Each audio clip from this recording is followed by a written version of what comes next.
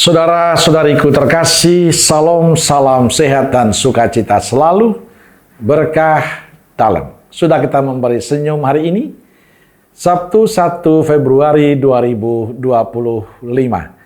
Kita awali permenungan kita dengan tanda kemenangan Kristus dalam nama Bapa dan Putra dan Roh Kudus.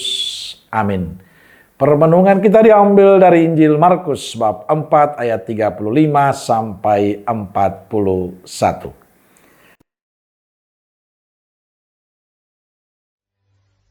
Pada hari itu, waktu hari sudah petang, Yesus berkata kepada mereka, "Marilah kita bertolak ke seberang." Mereka meninggalkan orang banyak itu, lalu bertolak, dan membawa Yesus beserta dengan mereka dalam perahu di mana Yesus telah duduk. Dan perahu-perahu lain juga menyertai dia. Lalu mengamuklah taufan yang sangat dahsyat, dan ombak menyembur masuk ke dalam perahu, sehingga perahu itu mulai penuh dengan air. Pada waktu itu, Yesus sedang tidur di buritan di sebuah tilam.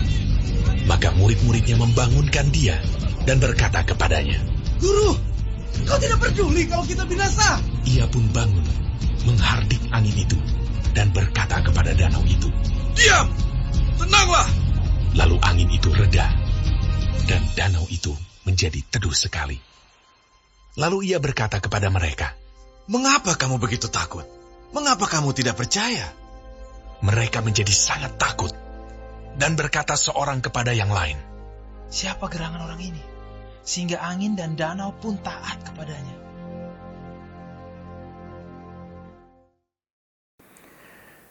Saudara-saudariku yang terkasih, saat bersama para murid di perahu, Yesus tertidur dan perahu mereka diterjal badai dahsyat dan ombak menyembur masuk ke dalam perahu.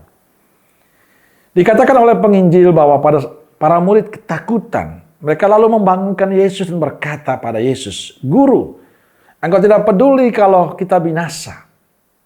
Setelah bangun, Yesus menghardik angin itu dan berkata kepada danau, "Diam, tenanglah." Lalu angin itu reda dan danau pun menjadi teduh sekali. Nampaknya para murid kurang percaya walaupun satu perahu dengan Yesus. Mereka takut saat perahu diterjang badai. Setelah Yesus menghardik angin dan badai baru mereka percaya.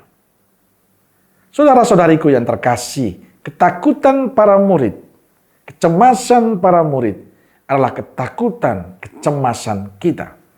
Kita harus akui banyak badai dalam kehidupan kita, baik dalam keluarga kita, dalam komunitas, dalam pekerjaan, berkaitan dengan anak-anak kita, relasi dengan sesama kita, relasi dengan Tuhan, dengan keluarga. Pada saat yang sama kita tahu ada Yesus. Hanya kita tidak datang meminta kepada Yesus. Kita sibuk menyelesaikannya sendiri, melupakan Tuhan. Akibatnya semua masalah kita tidak pernah terselesai dengan baik. Injil hari ini memberi inspirasi untuk kita. Kita perlu belajar untuk menyerahkan semua hidup dan persoalan kita pada Yesus. Kita perlu belajar dari para murid. Saat para murid menyerahkan kesulitan mereka, ketakutan mereka, kecemasan mereka, persoalan mereka pada Yesus, semuanya menjadi baik dan penuh damai. Angin, badai menjadi tenang. Saat mengalami persoalan, mengalami kesulitan, mengalami kegagalan, mengalami sakit, datang dan meminta bantuan Yesus. Ada pilihan kita, kaum beriman, percaya. Dia akan menyelesaikan semuanya dengan baik. Dan pada akhirnya akan menjadi indah untuk kita.